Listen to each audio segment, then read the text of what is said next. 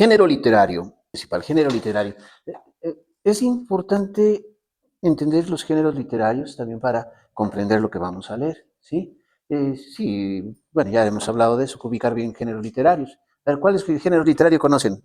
Novela, poesía, narración, cuento, crónica, fábula.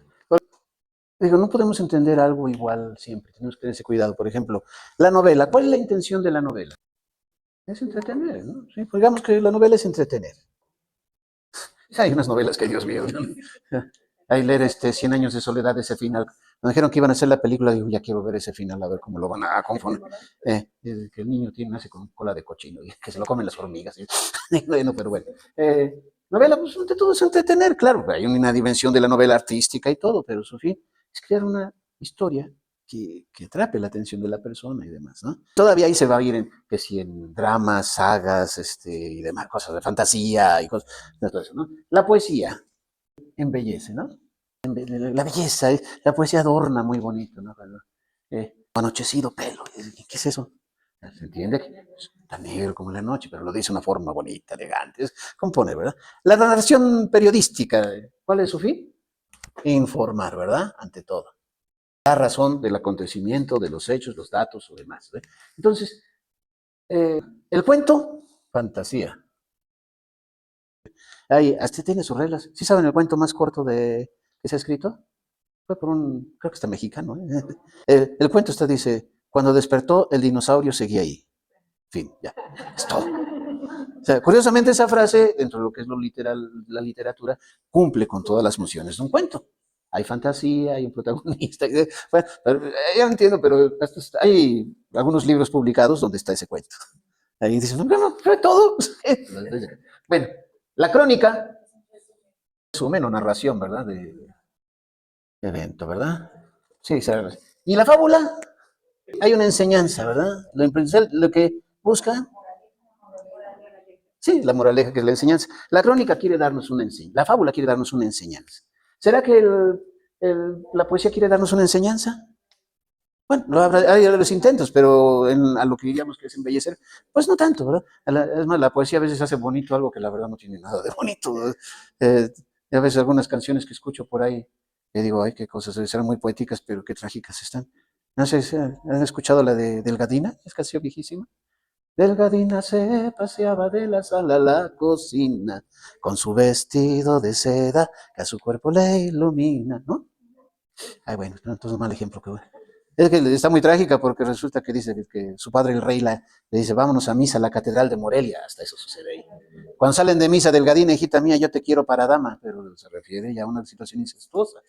La manda a encerrar y lo, mamacita de mi vida, ¿qué de ser? Me estoy muriendo. Regálame un vaso de agua. Y la mamá que le dice, no, si tu padre el rey se entera, a las dos nos mata. Entonces, la misma mamá, no, es una tragedia ahí medio rara, pero pues, es una poesía encantada, ¿verdad? Pero bueno, lo que tenemos que entender es, no podemos leer una novela como si fuera una narración periodística o crónica. A lo mejor la novela pueda tener como la fábula, darnos una enseñanza, pero no en esto. Lo malo a veces cuando creo que lo que tenemos hoy en día es que leemos a veces sin fijarnos en eso y terminamos entendiendo. Hay quienes pueden leer una poesía queriéndole dar como si tuviera una enseñanza. Espérate, la poesía a lo mejor será exaltar el momento, ese dato. Digo, los jóvenes hoy en día que casi rigen mucho su vida como con canciones. Es que tal canción dice, ay, por favor, nomás la canción no para entretenerte nada más, sino para ser una regla de vida o cosas por el estilo. O sea, ¿dónde entregamos el valor? Y a veces nos pasa también que escuchamos algo y lo damos por verdad. Por ejemplo, las novelas. Ha pasado mucho que sale una novela como fue El Código Da Vinci y todo el mundo, ¡ay!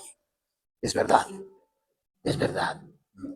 Ya se vio, que dicen, no, no, no, es que la iglesia oculta. ¿Leíste el Código Da Vinci? Ay, no friegues. Es una novela. ¿Sí? No me quieres poner una novela como si fuera un dato verídico, ¿no? La novela quiere entretenerte, nada más. Como de la historia y la realidad es con el fin de entretenerte.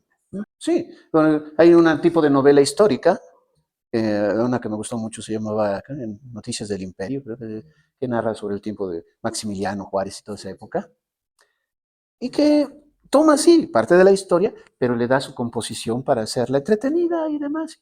Así como querer regirnos al sentido histórico por esa novela, pues va a ser muy, muy poco objetivo. Si mal no me acuerdo, casi en esa novela ponen que Juárez manda a matar a Maximiliano porque no quiere que los vean juntos. Porque si la gente ve al emperador europeo y al indio oaxaqueño, dicen, no, van a preferir a aquel, entonces mátenlo antes de que nos vean juntos para que no haya comparación. Y eso es, pues, digo, desde el autor, pues, de ahí a que sea verdad, pues de dónde sacan el dato para eso, ¿no? Pero es la dramatización que hace, está el hecho histórico, pero otra cosa es todas las explicaciones que se dan. ¿No? Bueno, ahora nos dice que el género literario que es el Éxodo es entonces épica religiosa, nos dice. ¿Cómo entienden eso de épico? Guerra, lucha, batalla, aventura, acontecimientos, que dicen, esto fue épico. Hasta los han dicho que el partido de fútbol América Cruz Azul del 85 fue épico.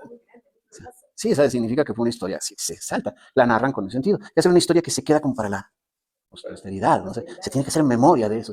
Es una exaltación exactamente del acontecimiento, como tal se va a contar, ¿no? Pero preguntarle a alguien, oye, ¿cómo estuvo el partido? Pues muy bueno. ¿Cómo que? ¿Cómo es? No, hombre, estuvo, pero hubieras visto desde el principio cuando se aventaron. Eso ya se ve cómo se cuenta, ¿no? Ahora nos dice que es una exaltación, es una épica religiosa, entonces es una exaltación también en el sentido de lo religioso, ¿sí? De entender. Nos va a narrar con esa emoción también, con ese gusto, toda esa historia, ¿sí? Entenderlo desde ahí también. Lo épico, ¿será que cuando una narración épica a veces sea completamente verídica? Sí, como quiere mantener al público, quiere ganar la atención, quiere que se recuerde, que se exalta algo para que todo sea atractivo. ¿Sí? Esto de la épica tiende a eso, a ser atractiva la historia, busca eso y para ello va a recurrir a los distintos recursos que tenga. Usted menciona el mago Septién, sí, a veces extraño yo a esos cronistas orianes igual que antes. Todavía me tocó de niño escuchar a Ángel Fernández, ¿sí? Ese tipo, como narraba que va como al gesto, no sé, cuando narraba corridas de toros, yo oía a mi papá y que estaba ahí, oiga usted, que ahorita con la chicuelina y que acaba de... Mi papá se emocionaba, y, pues, no veíamos la tele, pero se podía imaginar todo lo que sucedía ahí. Que pues, a lo mejor, sí es cierto, a lo mejor ni era tanto, pero bueno. Entonces, aquí, si vemos que el género literario es una épica religiosa, entenderemos que nos va a contar los acontecimientos exaltando un tanto para que entendamos la importancia del acontecimiento. ¿Comprenden eso? ¿Sí? Nos va a contar una historia, sí, pero quiere meterle esa emoción, ¿no? Ante eso, pues algunos a veces se pelean por decir, oye, pero ¿cómo es verificable esto? ¿Cómo es esto de que pasó? Entiéndelo. O sea, quiere captar tu atención ante todo, ¿no? Pasa mucho, por ejemplo, con eso de las, ¿cómo se llama? De las plagas de Egipto, que bueno, lo comentaremos en otro momento, pero es entenderlas también desde su lenguaje épico también. Entonces, es la historia de la salida de Egipto, esa es la primera parte, y lo siguiente es ese encuentro con Dios y la relación. Todo lo que está ahí en el Éxodo lo tenemos que entender dentro de esos dos puntos, ¿sí? Todo lo que, bueno, casi hasta el momento de la salida de Egipto, todo lo que es en el desierto, o sea, todo lo que van a ir en su marcha pasando, es en lo que se va construyendo, ese encuentro con Dios y, bueno, y la reacción del pueblo ante eso, cómo se va forjando. Eso es como que su orden. Capítulo primero es Israel saliendo de Egipto. ¿Cómo se va a sustentar toda esa historia? Moisés y demás. Que hay algo que me gusta mucho de esa parte de mí, que les decía a veces, bueno, ¿cómo se reflexiona? Les digo, el poder siempre tiende a justificarse a sí mismo y a veces a justificar ideas medio crueles. Porque cuando comienza nos platica que el faraón, temiendo que el pueblo de Israel crezca, a los judíos crezcan, a los hebreos, manda a matar a los niños, ¿no? Da la orden de que todo niño varón que nazca sea ejecutado. Pero Moisés se salva gracias a que su mamá pues lo da a luz, pero lo echa al río, pero sobre la canasta, y llega a manos de la hija del faraón, la cual es la que lo va a educar y criar, y ya después él, pues aunque crece como parte de la familia real, es un privilegiado, sin embargo como que todavía se identifica con el pueblo y termina huyendo, y se va a ser, les digo, es curioso, un personaje que se va a volver el liberador. Es más interesante porque Mateo, como judío que es, el Evangelio de Mateo, cuando nos cuenta, él quiere colocar a Jesús, que lo entendamos, bueno, que lo entiendan los judíos, él escribe su evangelio para judíos que vivían fuera de Jerusalén, y va a contarnos la historia que, por ejemplo, en el hecho de que, pues, Herodes, que no quiere que le quiten el poder, manda a matar a los niños. Fíjense, Mateo es el que cuenta esto, ¿no? La matanza de los niños en Belén, pero porque él quiere bueno, él reflexiona desde, así como en el Éxodo comienza la liberación del pueblo, para nosotros también comienza con el poder queriendo acabar con el enemigo. Es algo ahí curioso, ¿no? Sí, es un paralelismo. Dice, entonces no es real. Pues no, podemos decir que no sea real, porque en lo histórico, Herodes era conocido por esa obsesión al poder, a tanto que era famoso porque hasta sus propios hijos los mandó matar para impedir que le quitaran el trono. Entre los historiadores narran que, bueno, hay un libro muy bueno que se llama Jesús, aproximamiento histórico, de José Pagola. Este hizo todo un estudio de los tiempos. Él citaba mucho que en esa época la misma gente hablaba de Herodes. Herodes tenía unos perros muy finos, cosa también en ese tiempo. Y decía la gente, preferible ser perro de Herodes que hijo de Herodes. ¿Por qué? Porque mata a sus propios hijos, consiente más a sus perros. Entonces Herodes tenía esa obsesión y que tal vez por eso lo de Belén sí estaría muy registrado dentro de la conducta del personaje. Tal vez Mateo que lo ve, a lo mejor otros no, pero él como judío, él sí reflexiona esta historia desde su propio sentimiento, de la propia historia del pueblo, y coloca a Jesús como tal. Pero bueno, vemos así lo tienen colocado entonces, es Israel en Egipto, todo el proceso para que se llegue a la salida de Egipto con el camino al Sinaí. Y lo tercero, el Éxodo nos va a terminar con su estancia en el Sinaí. Ya sabemos casi todo esa parte, desde el Éxodo hasta y los otros va a ser en torno al Sinaí. Entonces, de su salida, llegada, estancia ahí, y al último va a ser ya el partir ya hacia la tierra prometida. Bueno, ¿cuál es el santuario del encuentro? Donde tienen el arca de la alianza. Sí, eso es algo muy curioso. Cuando digo, ¿qué era el arca de la alianza? Era un altar portátil, en realidad, ¿no? Porque si se movía el pueblo, digo, no era una nación en que estuviera establecida, de fijo. Entonces, pues como que tienen su lugar de culto, pero tienen también esa relación. Si ellos se van, se llevan el arca. O sea, no sería como después ya el templo establecido, en el cual pues está aquí centrado en el lugar. Ellos están en movimiento, pero ya eso habla de ellos como una institución también. Algo en especial que tendría el reconocer es eso, la institución que se va configurando. ¿Qué es lo que hace que se entienda a un pueblo con identidad como nación? Aparte del símbolo, el orden, la civilización, la cual se suscita a partir de, digamos, las reglas. Sí. Entonces, en cuanto se va, se constituye. Por eso decimos la constitución, cuando esas leyes que dan sentido a nuestra identidad. El pueblo de Israel va a tener eso en esos periodos. Se está constituyendo en cuanto que va a ser lo primero con los 10 mandamientos. Lo segundo ya se van a tener todas las otras leyes. Por eso se nos va contando su historia y dentro de esta va a ir apareciendo esas leyes, van a ir surgiendo y ya se entiende el orden en sí. Digamos, como casi todas las naciones en Estados Unidos, tanto que hablan de esto, de la Constitución, cuando se juntaron los padres de la patria y firmaron todos. Aquí en México, bueno, tuvimos distintos momentos de la Constitución, pero las que dan identidad como nación. Para ellos, bueno, en esa época sería también ese orden que se va dando en esa razón, ¿sí? Primero está en eso. La experiencia que el pueblo vive de Dios es el Dios liberador. ¿Sí? Es el que los va a rescatar. Cuando nos menciona, casi no lo conocen, bueno, porque se ha quedado como que tal vez el tiempo de Israel llegó ciertamente con los patriarcas Abraham siempre dentro de la relación con Dios, pero llegan a Egipto, se encuentran con una cultura nueva, que a veces el peligro pues, es que ellos pierdan su propia identidad dentro de la otra nación. Se han defendido ante todo, pero la experiencia del Dios liberador se va constituyendo su identidad como nación y también a partir del orden. Es a veces como mucho, bueno, es el peligro, por ejemplo, nuestros hermanos chicanos que se van, ¿verdad? Todos los que están en Estados Unidos, pues, como que pierden o sale algo raro, ¿no? Por ahí luego. Yo lo veo a los chamacos ahí, que Brian, mi cuadro, que tantos hoy llegan, hablan en inglés, pero las groserías las dicen en español. Ya lo entendí, pero como que no me convenía mucho. Es un revoltijo raro, pero lo que a veces llega a suceder es que ya no aceptan la cultura original, ya algunos se reniegan de eso, se pierde.